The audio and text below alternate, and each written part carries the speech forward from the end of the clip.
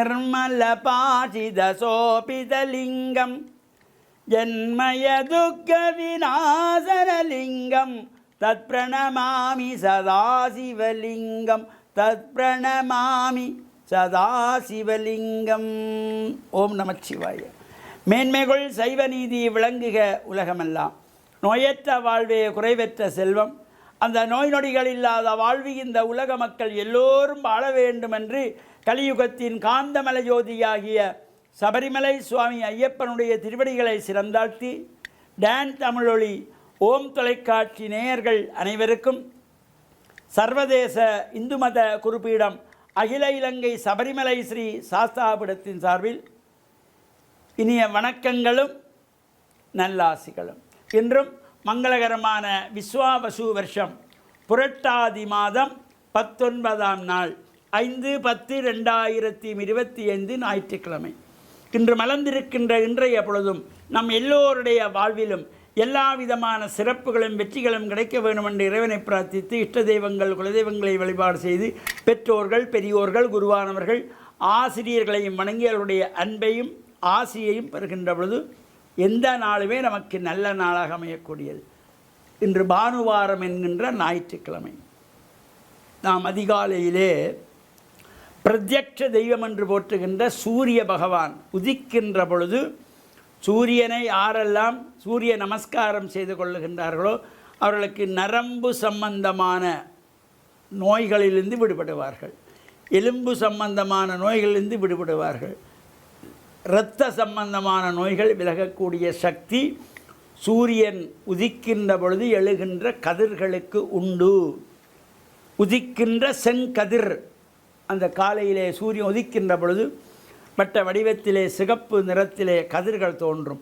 அந்த கதிர்கள் உடம்பிலே விடுகின்ற பொழுது எல்லா சிறப்புகளும் கிடைக்கக்கூடியது.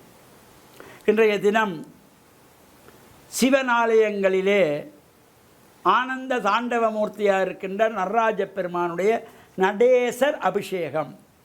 இது பொதுவாக ஏனைய சுவாமிகளுக்கெல்லாம் விக்கிரகங்களுக்கெல்லாம் ஒவ்வொரு நாளும் அபிஷேகம் செய்து கொள்ளுவோம், விசேஷ காலங்களில் அபிஷேகம் செய்து கொள்ளுவோம், உற்சவ காலங்களில் அபிஷேகம் செய்து கொள்வோம். ஆனால் இந்த நடராஜ பெருமானுக்கு மட்டும் வருடத்திலே 6 தடவைகள், இந்த வருடத்திலே 6 மாதங்கள் ஒவ்வொரு நாட்கள், அதிலே இந்த 3 மாதங்கள் நட்சத்திரத்தை அடிப்படையாக கொண்டதாகவும் 3 மாதங்கள் திதியை அடிப்படையாக கொண்டதாகவும் இந்த நடேசர் அபிஷேகம். பொதுவாக இந்த மாசி மாதத்திலே பூர்வபக்ஷ சதுர்த்தசி, ஆவணி மாதத்திலே பூர்வபக்ஷ சதுர்த்தசி, புரட்டாதி மாதத்திலே இன்று பூர்வபக்ஷ சதுர்த்தசி நடேசர் அபிஷேகம். இது வருடத்திலே இந்த 3 மாதங்கள் மாசி மாதம், ஆவணி மாதம், புரட்டாதி மாதம், பூர்வபக்ஷ சதுர்த்தசி திதியை அடிப்படையாக கொண்ட நடேசர் அபிஷேகம். அடுத்த 3 மாதங்கள் சித்திரை மாதம் திருவோண நட்சத்திரம், ஆனி மாதம் உத்தர நட்சத்திரம், மார்கழி மாதம் திருவாதிரை நட்சத்திரம். சித்திரை மாதத்திலே திருவோண நட்சத்திரம், ஆனி மாதத்திலே உத்தர நட்சத்திரம், மார்கழி மாதத்திலே திருவாதிரை நட்சத்திரம். இது நட்சத்திரத்தை அடிப்படையாக கொண்ட 3 மாதங்களும் திதிகளை அடிப்படையாக கொண்ட 3 மாதங்களுமாக 6 தடவைகள் வருடத்திலே நடைபெறுகின்ற நடேஸ்வர அபிஷேகம். இன்றைய தினம் புரட்டாதி மாதத்து பூர்வபட்சத்து சதுர்த்தசியிலே இந்த நடேஸ்வர அபிஷேகம் சிவன் ஆலயங்களிலே நடைபெறும். அங்கே சென்று பிரார்த்தனைகளில் ஈடுபட்டு நடராஜ பெருமானை வேண்டி வழிபாடு செய்கின்ற பொழுது எல்லா விதமான சந்தோஷங்களும் ஆனந்தமும் அந்த ஆனந்த தாண்டவ பெருமானுடைய அருளும் நிறைந்து வாழ்வில் உயர்வுகளெல்லாம் கிடைக்கக்கூடிய வகையிலே அமைந்திருப்பது. அவ்வாறு இந்த பொதுவாகவே நம்ம இந்த நடேஸ்வர அபிஷேகங்களிலே இவ்வாறு நம்மால் முடிந்தால் இளநீர், பால், பன்னீர் கொண்டு சென்று அபிஷேகங்களுக்கு கொடுக்கின்ற பொழுதிலும் வாழ்வில் உயர்வுகள் சிறப்புகள், குடும்பத்திலே மகிழ்ச்சி சந்தோஷம் ஆனந்தம் இவையெல்லாம் ஏற்படுகின்ற வகையிலும் நல்ல சந்ததிகள் உருவாகின்ற வகையிலும் அமையக்கூடிய வகையிலே இந்த நடராஜ பெருமானுக்கு நாம் இந்த நடேஸ்வர அபிஷேக காலங்கள் இந்த வருடத்திலே 6 நாட்கள் யார் யாருக்கெல்லாம் அந்த பாக்கியம் கிடைக்கிறதோ அவர்களெல்லாம் சென்று சிவன் ஆலயங்களிலே நடராஜ பெருமானுடைய இந்த அபிஷேகங்கள், பூஜைகள், உற்சவங்கள் நடைபெறுகின்ற பொழுது நாம் பால், இளநீர், தேன் இவையெல்லாம் கொண்டு சென்று கொடுத்து அபிஷேகத்துக்கு கொடுத்து பிரார்த்தனையிலே ஈடுபடுகின்ற பொழுது எல்லா விதமான சிறப்புகளும் வெற்றிகளும் நமக்கு கிடைத்து வாழ்வில் சந்தோஷமான, ஆனந்தமான, மகிழ்ச்சியான வாழ்வு வாழ இறையருளெல்லாம் பூர்ணமாக கிடைக்க வேண்டும் என்று பிரார்த்தித்து, இப்பொழுது இந்த கேதார கௌரி சிலை விருது அனுஷ்டானம் நடைபெற்று கொண்டிருக்கின்றது. இந்த கேதார கௌரி விருதம் தொடர்பாக தொடர்ந்து நாம் சிந்திப்போம் என்று கூறி, டான் தமிழொலி ஓம் தொலைக்காட்சி நேயர்கள் அனைவருக்கும் சர்வதேச இந்து மத குருபீடம் அகில இலங்கை சபரிமலை ஸ்ரீ சாஸ்தாபீடத்தின் சார்பில் நல்ல ஆசிகளை கூறிக்கொள்வதில் மன மகிழ்வு கொள்கிறோம். சர்வே ஜனாக சுகினோ பவந்து சமஸ்த சன்மங்களானி சந்து. சுபம். ஆள வேண்டும், உயர்ந்த பதவிகளை வகுக்க வேண்டும், பதவி உயர்வுகளை மேலும் மேலும் பெற்றுக்கொள்ள வேண்டும், இப்படி விரும்புவதும் கனவுகள் காண்பதும் அதற்காக முயற்சி செய்வதும் வழக்கம். இயேசு தம்முடைய சீடர்களை அழைத்து அவர்களை உருவாக்கி அவர்களோடு கூடவே வழி நடந்து அவர்கள் நாளைய தன்னுடைய சீடர்களாக மிளிர வேண்டும் என்று உருவாக்கி கொண்டு வந்தார். இயேசுவினுடைய வருகையை சீடர்கள் அல்லது அக்காலத்தில் இருந்த இறை மக்கள், மெசியா வருவார், அவர் தங்களுடைய அடிமைத்தனங்களிலே இருந்து அவர்களை மீட்கின்ற ஒரு அரசராக பிறப்பார், அல்லது ஒரு பெரிய ஒரு இறை ஆட்சி அவர் உருவாக்கி அந்த ஆட்சியிலே எல்லோரும் பதவிகள், பட்டங்கள் பெற்றவர்களாக உயர்ந்த நிலைகளிலே இருக்க வேண்டும் என்று ஏங்கிக் கொண்டிருந்தார்கள். அதனால் இயேசுவினுடைய சீடர்களுள் இருவர், செபதேயுவின் மக்கள் யாக்கோப்புவும் யோவானும், இரண்டு முக்கியமான இயேசுவுக்கு அருகாமையிலே இருந்த 3 சீடர்களுள் இருவர், இவர்கள் இயேசுவிடம் ஒரு பெரிய வேண்டுகோளை தலைவணங்கி அவர்கள் விடுக்கின்றார்கள். நீர் அரசுரிமை வருகின்ற பொழுது எங்களை வலப்பக்கத்திலும் இடப்பக்கத்திலும் நாங்கள் அரியணையில் அமர்வதற்கு நீர் ஏற்பாடு செய்வீரா என்று கேட்கின்றார்கள். தங்களுடைய உளம் திறந்து தங்களுடைய உண்மையான விருப்பத்தை, ஏக்கத்தை அவர்கள் வெளிப்படுத்துகின்றார்கள். அப்பொழுது இயேசு கூறுகின்றார், நான் பெறும் திருமுழுக்கை உங்களால் பெற முடியுமா? நான் குடிக்கின்ற கிண்ணத்திலே உங்களால் பருக முடியுமா? அவர் எதை சொல்லுகின்றார் என்றால், இந்த பட்டமும் பதவியும் அதற்காக இயங்குவது நல்லது, ஆனால் எங்களுடைய வாழ்க்கையிலே அதை பெறுவதற்கான தியாகங்கள் பல முதலிலே நாங்கள் செய்ய வேண்டும் என்று. இயேசுவினுடைய திருமுழுக்கு என்பது அவருடைய சிலுவையிலே தன்னை முழுமையாக அர்ப்பணித்தது ஆகும். பணிக்கென புறப்படுகின்ற இயேசு இறுதி வரை தம்முடைய தந்தைக்கு அவர் கீழ்ப்படிந்து அவருடைய சித்தத்தை நிறைவேற்றினார். அவர் குடித்த அந்த கிண்ணம் என்பது அவருடைய மரணத்தை குறித்து நிற்கின்றது. இவ்வாறு அந்த சீடர்களுடைய வேண்டுகோள் நியாயமானதாக இருந்தாலும் அவர்கள் தெரிந்து கொள்ள வேண்டிய பாதை தியாகம் நிறைந்ததாகவும், கொடுக்கின்ற தாராள சிந்தை கொண்டதாகவும், தன்னலமற்ற வாழ்க்கையாகவும் இருக்க வேண்டும் என்று எதிர்பார்த்தார்.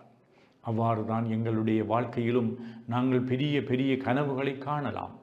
நாங்கள் உயர்வாக வாழ வேண்டும் என்று எண்ணுவது சரி, ஆனால் அதற்கான தியாகத்தை குறுக்கு வழிகளிலே அதை பெறக்கூடாது. மற்றவர்களை அடிமைப்படுத்தி சுயநலத்தோடு நாங்கள் எங்களுடைய வாழ்க்கையிலே நாங்கள் மற்றவர்களை ஏமாற்றி ஒரு தந்திரமாக நாங்கள் இந்த பதவிகள், பட்டங்களை, உயர்ந்த பதவிகளை பெற வேண்டும் என்று விரும்பக்கூடாது.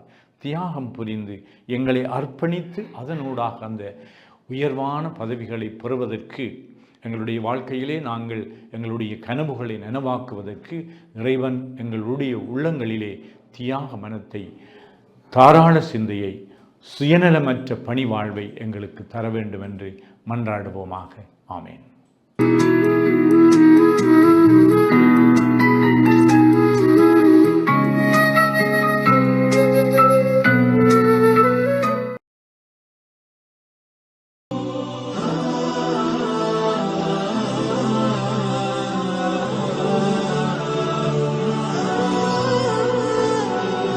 அஸ்ஸலாமு அலைக்கும் வரஹ்மத்துல்லாஹி வபரகாத்துஹு. அன்பின் இஸ்லாமிய சகோதரர்களே, ஈமானிய உறவுகளே, இந்த உலகத்திலே அல்லாஹ் ரப்புல் ஆலமீன் எங்களை ஒரு உண்மையான முஸ்லீமாக படைத்ததன் நோக்கம் அவன் சில கடமைகளை எங்களுக்கு கட்டாயமாக்கி இருக்கின்றான். அந்த வகையிலே தொழுகை, ஜகாத் போன்ற இதர கடமைகள் இருக்கின்றது. அதிலே தர்மம் செய்வதை பற்றி இஸ்லாம் மிகவும் வலியுறுத்தி காட்டியிருக்கின்றது. அந்த சஹாபாக்கள் அவர்கள் அதிகமான நன்மைகளை ஈட்டுவதில் ஏராளமான தர்மங்களை செய்திருக்கின்றார்கள்.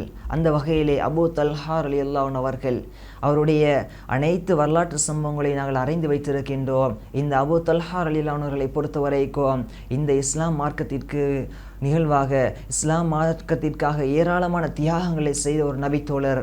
ஒருமுறை அல்லாஹ் ரப்புல் ஆலமீன் அல் குர்ஆனிலே ஒரு வசனத்தை இறக்குகின்றான். அதாவது லன் தனாலுல் பிர்ர ஹத்தா துன்ஃபிகு மிம்மா துஹிப்பூன். அதாவது உங்களுக்கு இந்த உலகத்திலே மிகவும் விருப்பமான ஒரு செல்வம் இருக்கின்றதே, அந்த செல்வத்தை நீங்கள் என்னுடைய பாதையிலே தர்மம் செய்யாதவரை, என்னுடைய பாதையில் நீங்கள் செலவழிக்காதவரை உண்மையான மோமீனாக மாற முடியாது, பூரணமான நன்மையை நீங்கள் அடைந்து கொள்ள மாட்டீர்கள் என்ற இந்த வசனத்தை கேள்விப்பட்டவுடன் உடனே ஓடோடி வருகின்றார். அல்லாஹ்வினுடைய தூதரே, எனக்கு இந்த உலகத்திலே என்னுடைய குடும்பத்தை விட மிகவும் விருப்பமான ஒரு சொத்து என்றால் பைருஹா என்று சொல்லக்கூடிய மதீனா பள்ளிக்கு முன்னால் இருக்கக்கூடிய அந்த தோட்டம்தான். அந்த தோட்டத்தை பொறுத்த வரைக்கும் திராட்சை கனிகள் நிறைந்த மிகவும் அந்த தோட்டத்தில் இருக்கக்கூடிய கிணற்றில் இருக்கக்கூடிய தண்ணீர் மிகவும் சுவையானது. ஒவ்வொரு நாளும் அல்லாஹ்வினுடைய தூதர் முஹம்மது நபி ஸல்லல்லாஹு அலைஹி வஸல்லம் அவர்கள் அந்த தோட்டத்திற்கு சென்று அந்த கிணற்றில் இருக்கக்கூடிய நீரை அருந்துவது அவருடைய வழக்கமாக இருந்தது. அந்தளவு சிறப்பு மிக்க ஒரு தோட்டம், மிகவும் விலை மதிப்புள்ள அந்த தோட்டம். அந்த அபூ தல்ஹா ரலியல்லாஹு அன்ஹு சொல்கின்றார்கள், அல்லாஹ்வினுடைய தூதரே, எனக்கு இந்த உலகத்திலே மிக மிக விருப்பமானது இந்த பைருஹா என்ற தோட்டம். இதை நான் அல்லாஹ்வினுடைய பாதையிலே தியாகம் செய்கின்றேன், அதை தர்மம் செய்கின்றேன் என்று அபூ தல்ஹா ரலியல்லாஹு அன்ஹு அவர்கள் தர்மம் செய்கின்றார்கள். அதற்கு பின்னால் தர்மம் செய்து முடித்தவுடன் அல்லாஹ்வினுடைய தூதர் ஸல்லல்லாஹு அலைஹி வஸல்லம் சொல்கின்றார்கள், இந்த தோட்டத்தை உங்களுடைய குடும்பத்திற்கும் உங்களுடைய நெருங்கிய உறவினர்களுக்கும் நீங்கள் கொடுங்கள் என்று சொல்லிவிட்டவுடன் தன்னுடைய வீட்டிற்கு போகின்றார். தனக்கு தங்குவதற்கு இடம் கிடையாது, மனைவிக்கு தங்குவதற்கு இடம் கிடையாது. தன்னுடைய வீட்டை அடைகின்றார். வீட்டை அடைந்தவுடன் அந்த நேரத்தில் மனைவி இந்த விடயத்தை கேள்விப்பட்டு விடுகின்றார்கள். அந்த நேரத்தில் அபூ தல்ஹா ரலியல்லாஹு அன்ஹு அவர்கள் போகக்கூடிய நேரம் தன்னுடைய மனைவி கட்டி அணைத்து அந்த நேரத்தில் அபூ தல்ஹா ரலியல்லாஹு அன்ஹு அவர்களை பார்த்து சொல்கின்றார்கள், நீங்கள் மறுமைக்காக சிறந்த ஒரு விளைச்சலை செய்துவிட்டு வந்திருக்கின்றீர்கள், சிறந்த ஒரு விளைச்சலை நீங்கள் செய்துவிட்டு வந்திருக்கின்றீர்கள். இதனுடைய லாபத்தை, இதனுடைய பிரதிபலனை நாங்கள் மறுமையிலே பெற்றுக்கொள்வோம் என்று அந்த மனைவி, அந்த அபூ தல்ஹா ரலியல்லாஹு அன்ஹு அவருடைய மனைவி ஆறுதல் சொல்கின்றார்கள். அன்பின் உறவுகளே, நாங்கள் யோசிக்க வேண்டும். தனக்கு மிகவும் விருப்பமான ஒரு சொத்து, ஒரே ஒரு அல் குர்ஆன் வசனம் இறங்கியது, நீங்கள் பூரணமான நன்மையை அடைந்து கொள்ள வேண்டும் என்றால் நீங்கள் தர்மம் செய்ய வேண்டும்.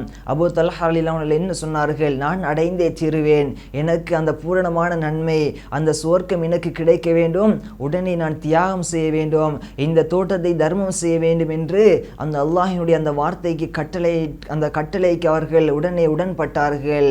அந்த மனைவியும் அன்பான முறையிலே வரவேற்றால் நாங்களும் அதிகமாக தர்மங்களை செய்ய வேண்டும்.